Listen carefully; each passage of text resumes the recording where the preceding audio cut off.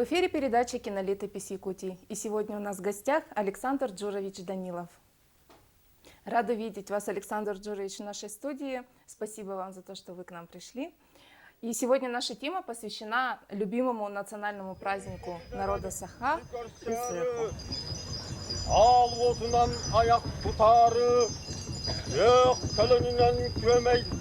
Что для вас означает Исэх?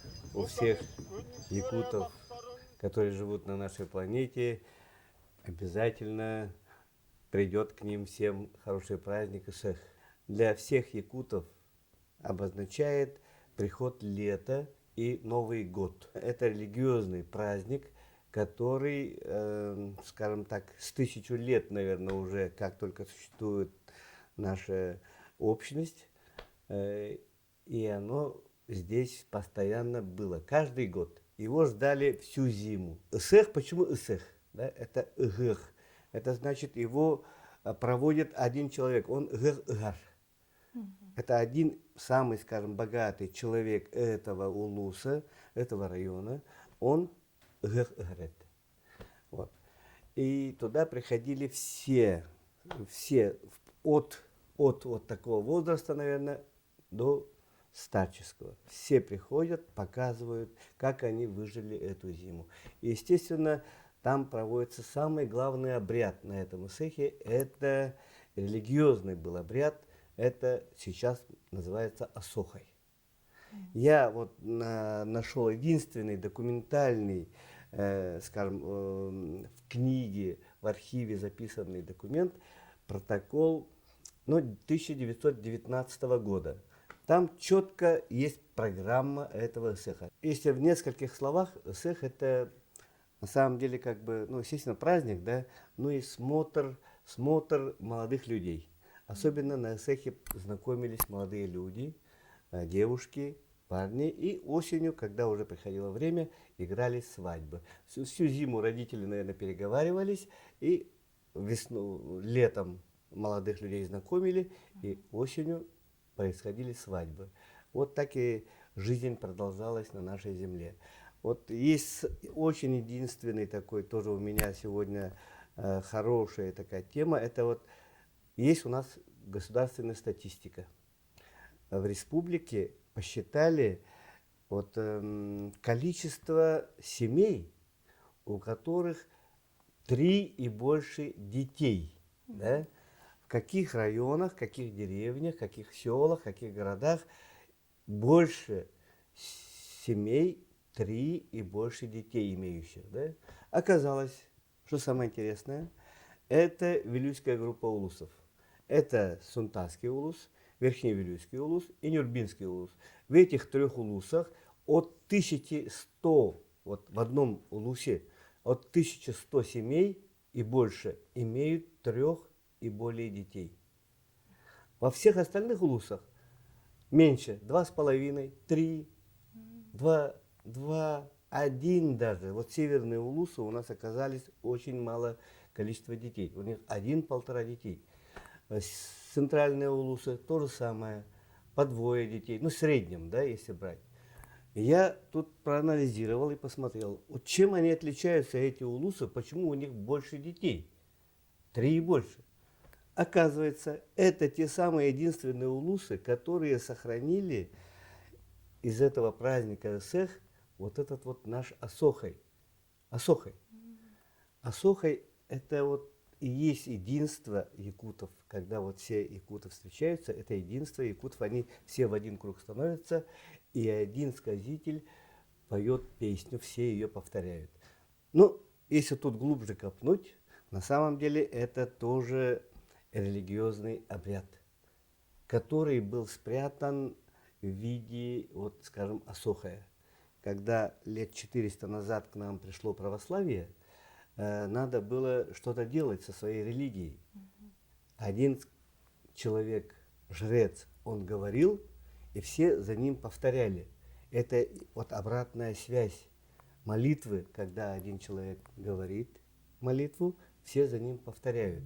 Это и есть Асохой. То есть, получается, Исых для вас это новая жизнь не только в плане Нового года, да, Да, наступления Нового года, да. но и зарождение новой семьи, новой жизни и большое количество детей. И благодаря нашему обрядному Осохою количество семей увеличивалось, и, соответственно, возникала новая жизнь, новые семьи. Да, и больше детей рождалось там, Мгм. где сохранился Асохой. То есть, получается, существуют определенные каноны, да, вот празднования Исыха, Да. и Исых без Осоха считается неправильным, да? Или есть Конечно, можно конечно. ли без Осоха, например, праздник обойтись, или это Никак. обязательный ритуал? Никак, да. Мгм. Вот, скажем так, в якутской культуре сейчас есть вот Аланхо, да, Мгм. Чабархах, Таюк, Хамус. Это все производные от нашей бывшей религии, да.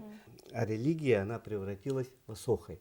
Асохой дал уже много другого. Это вот Аланхо. Аланхо – это театр одного человека, когда человек рассказывал о том, что было.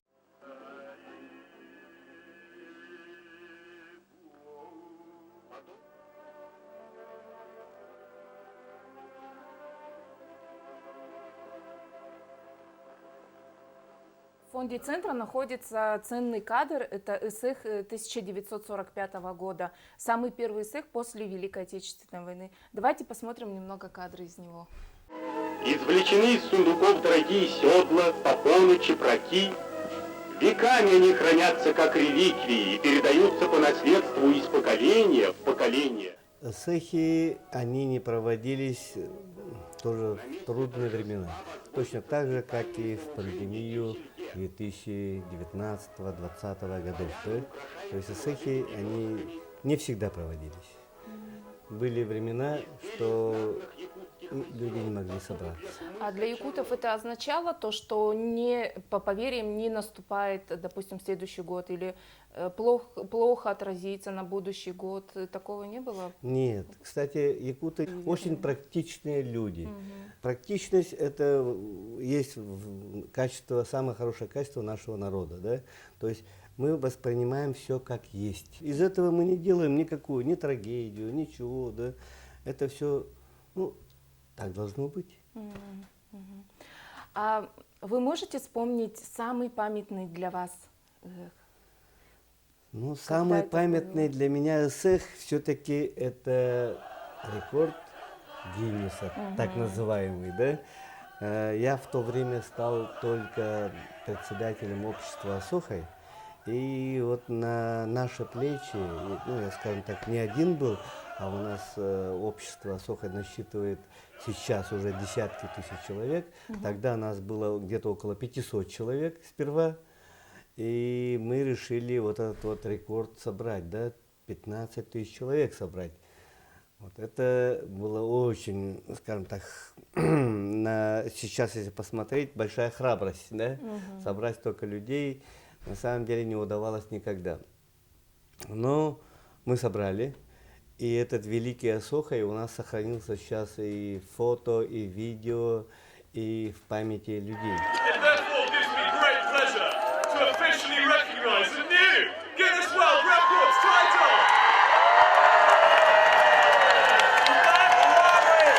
Мировой рекорд Гиннесса установлен!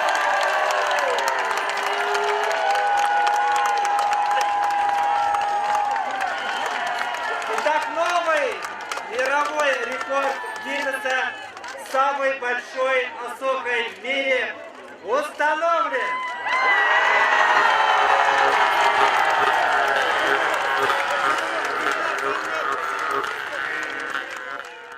Я думаю, когда-то тоже придет время, и такое Асохой тоже будет когда-нибудь. Может быть больше, может быть такое же.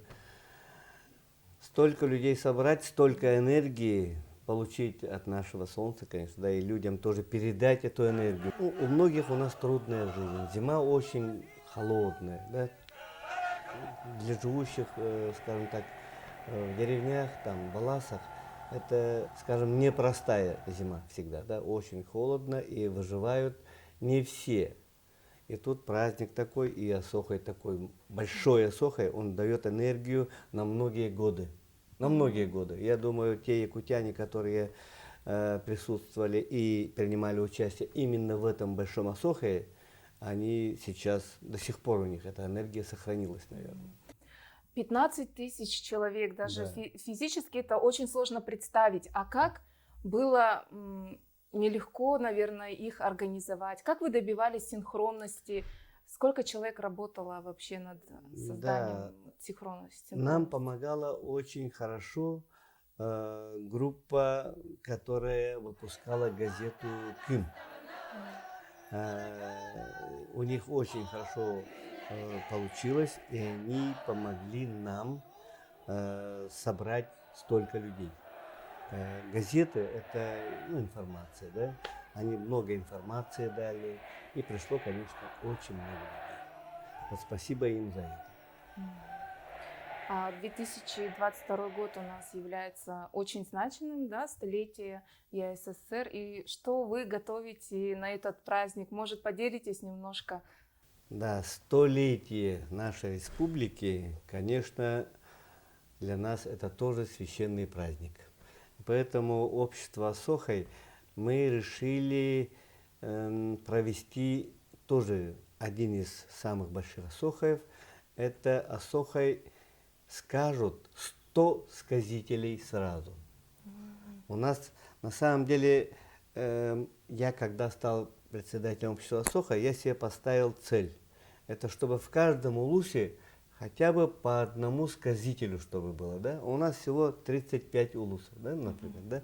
Это 35 сказителей собрать надо было. В то время сказителей было вот так вот. Раз, два, три, четыре, вот, 10. Это вот буквально 15 лет назад у нас не было большого количества сказителей. И вот за это короткое время, за эти 10 лет, у нас сейчас появилось уже сотни сказителей Асохая. Понимаете? Сотни уже у нас сейчас. Это вот они как раз все и соберутся со всех районов нашей республики, и мы сделаем самый большой Асохай из 100 сказителей. Большое спасибо вам, Александр Джурович, за очень интересную беседу. Благодаря нашим сегодняшним беседе я узнала очень много нового. Спасибо вам за это. И будем рады видеть вас еще в студии Центра аудиовизуального наследия. А это была передача «Кинолетопись Якутии». До новых встреч!